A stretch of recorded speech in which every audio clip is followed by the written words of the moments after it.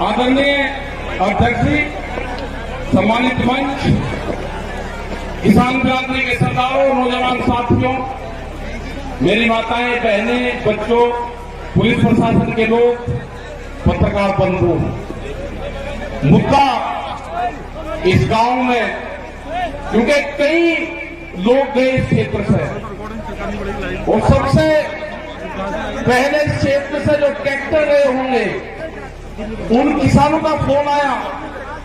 उन्होंने कहा कि कई ट्रैक्टर यहां से है और हम आना चाहते हैं, यहां से पुलिस रास्ते में नहीं आने देती। मतलब ये पहली बार लगा कि इस क्षेत्र से ट्रैक्टर भी आंदोलन में हिस्सा ले लेते हैं। ये पूरे देश का मसला है। इसको पहले बांटा गया पंजाब हरियाणा में, फिर इसको बांटा गया उत्तर प्रदेश राजस्थान के कुछ सीमाओं में, फिर से कहा कि ये तो सरकार का आंदोलन है, फिर कहा कि एक बिरादरी का आंदोलन है। 8-10 टुकड़ों में इस आंदोलन को बांटने की कोशिश करेंगे। ये नहीं कहा कि यह आंदोलन किस मुद्दे पे है। सरकार से 12 बार बातचीत हुई, 12 दौर की वार्ता। हमने कहा कि जो 3 काले कानून हैं इनको वापसी ले लो। किसानों से आपने नहीं पूछा। गोदाम, बड़े बड़े गोदाम पहले बन गए और कानून बाद में बने हैं देश में, इसलिए व्यापारियों के कहने से उनके हितों का साधने के लिए कानून बने हैं। हमने कहा कि एमएसपी में कानून नहीं है। आज भी राजस्थान के बहुत लोग, जब हम भरतपुर से आ रहे थे, ट्रैक्टर टोलियों में अपने परिवार के साथ नापी के क्षेत्र के लोग जा रहे थे, जाते हुए हमने उनको रोका। उन्होंने कहा कि बाजरा है हमारे पास में, गेहूं है, हम इसको मंडी में बेचने जा रहे हैं। इनसे पूछा कि बाजरे का एमएसपी का रेट क्या है जो भारत सरकार ने तय करा। उन्होंने कहा कि हमको नहीं पता क्या रेट है। मतलब आज भी देश में ये हालात है कि किसान को सरकारी रेट का नहीं पता। मंडियों में उसकी बोली लगती है।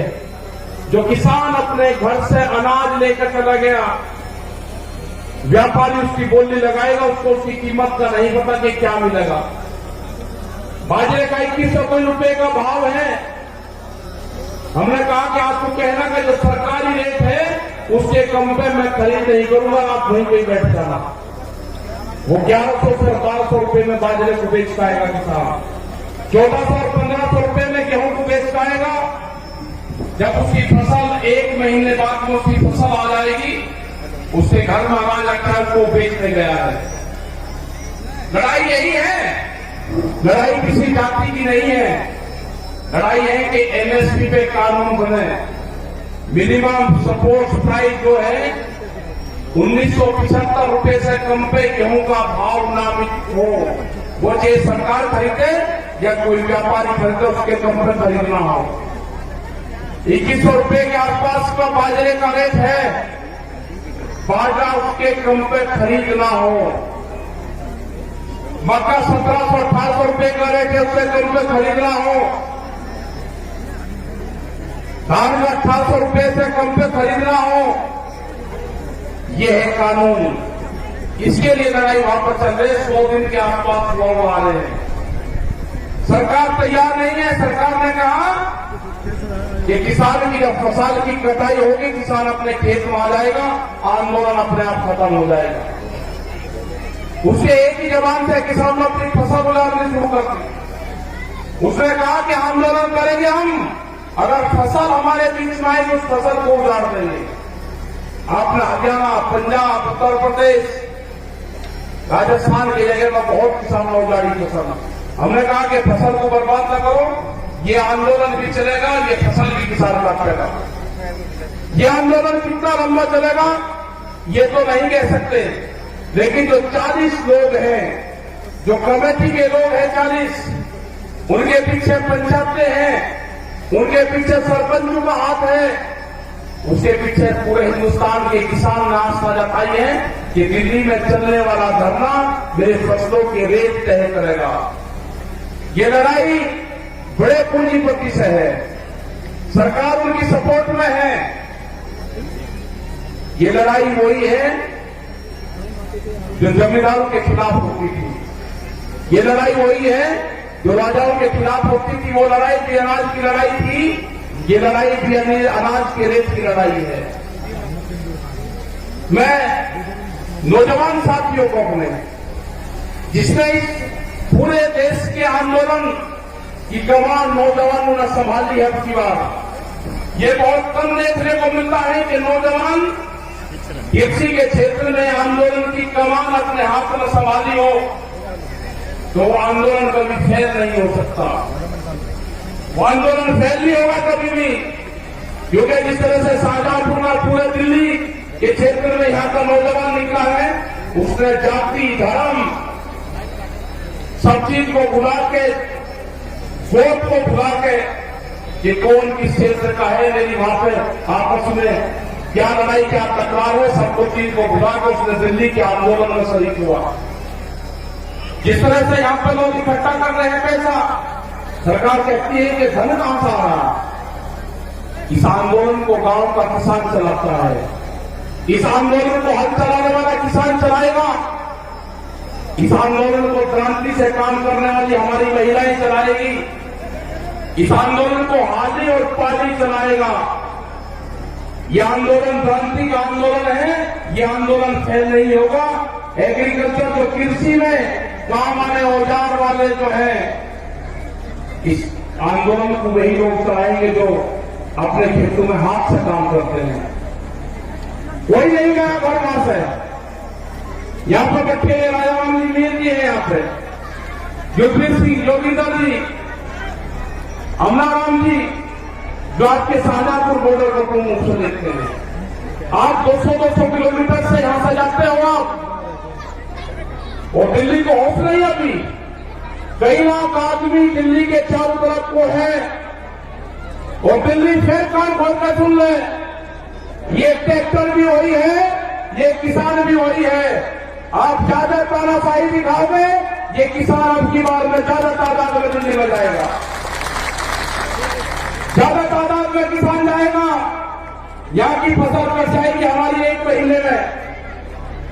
ये कह रहे हैं कि किसान ट्रैक्टर से नहीं आएगा दिल्ली, ये किसान दिल्ली ट्रैक्टर से ही आएगा। जब इसको दिल्ली गोद करेंगे, ये किसान अपना ताम झाम लेकर आएगा। हम क्रांति होगी देश में, खेत में चलने वाला हर औजार वो साथ लेकर आएगा।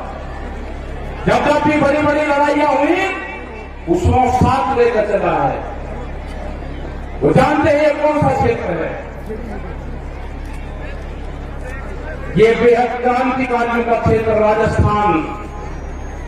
बड़ी बड़ी लड़ाइयां यहां पर लड़ी गई, ये किसान पीछे नहीं हटेगा। जो मेरा नौजवान साथी है वो पीछे नहीं हटेगा। अपने खेत की मिट्टी को जब दिवाली होली अब आएगी, दुल्हनी आएगी, रंग नहीं लगाना अपनी बार, अपने गांव की खेत की मिट्टी अपने शरीर पे लगा लेना, उससे अपने शरीर को टच करवा लेना अपने खेत की मिट्टी से। जब आप दिल्ली लड़ने जाओगे अब की बार, अपने खेत की मिट्टी अपने साथ लेके जाना। हो सकता है कि वहां से आपका गांव आपके याद आए। जब मिट्टी आपके साथ में रहेगी तो गांव याद नहीं आएगा आपके। अपने खेत की मिट्टी अपने पूजा स्थान में रखो। अगर ये आंदोलन में किसान फेल हुआ तो 20 साल में आपकी जमीनें नहीं बचेगी, इतना कर्जा किसानों के ऊपर आ जाएगा। सब लुटेरे आगे हैं, इन लुटेरों का मुकाबला होगा जेली और सांगों से, जो खेत में भूख हटाने के काम आते हैं। ये लुटेरे हैं, देश को लूटने आए हैं, इनका मुकाबला होगा, इनसे लड़ना पड़ेगा। पूरा दिल्ली को चारों तरफ से किसानों ने घेर रखा है। लड़ाई कितनी लंबी चलेगी ये तो नहीं कह सकते, लेकिन लड़ाई चलेगी, किसान जीतेगा। किसान हार कर दिल्ली से नहीं आएगा वापसी। सरकार कान खोलकर सुनना, दिल्ली की सरकार न किसान महकाम आएगा, न किसान वापसी आएगा।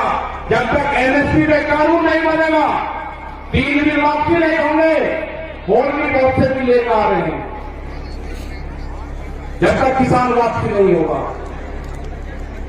जो मेरे बुजुर्ग हैं उनका जिस तरह से साथ मिल रहा है आंदोलन में, उन्हें जिस तरह से नौजवान साथियों को आके आप चलो आंदोलनों में, हमारे अध्यक्ष यहां पर बैठे हैं 90 साल से ज्यादा उम्र इनकी है, कह रहे कि आंदोलन लड़ाई लड़ो, आंदोलन करो, दिल्ली चलो।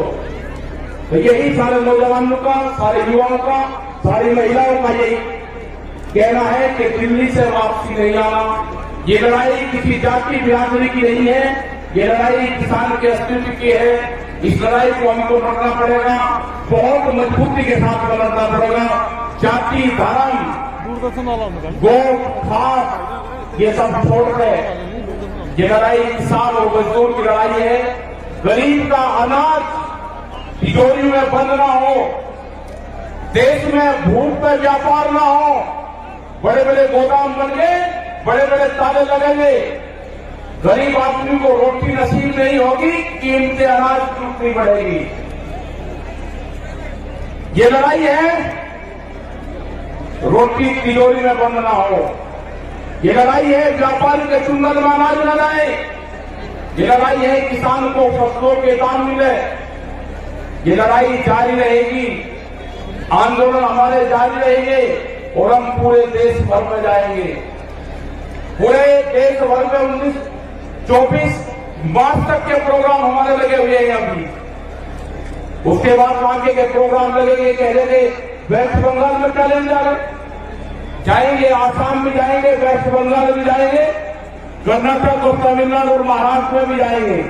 पूरे देश में किसान जाएगा। 40 लोगों की जत्थेबंदी है वो जाएगी, और जब तक भारत सरकार कानूनों को वापसी नहीं लेगी, जब तक एमएसपी पे मिनिमम सपोर्ट प्राइस पे कानून नहीं बनेगा, ये किसान दिल्ली को नहीं छोड़ेंगे। आपने इतनी बड़ी संख्या में यहाँ पे आए, आपका बहुत बहुत धन्यवाद। यहाँ पे जो ये मैदान है, जो कुश्ती मैदान है, भैरव बाबा का मैदान यहाँ पे है, उनको नमन करते हैं। इस पूरे क्षेत्र को, जो पहाड़ी क्षेत्र में यहाँ पे प्रोग्राम लाए के 81 गांव में जो प्रोग्राम है, आपका धन्यवाद। जय हिंद, जय भारत, जय राजस्थान।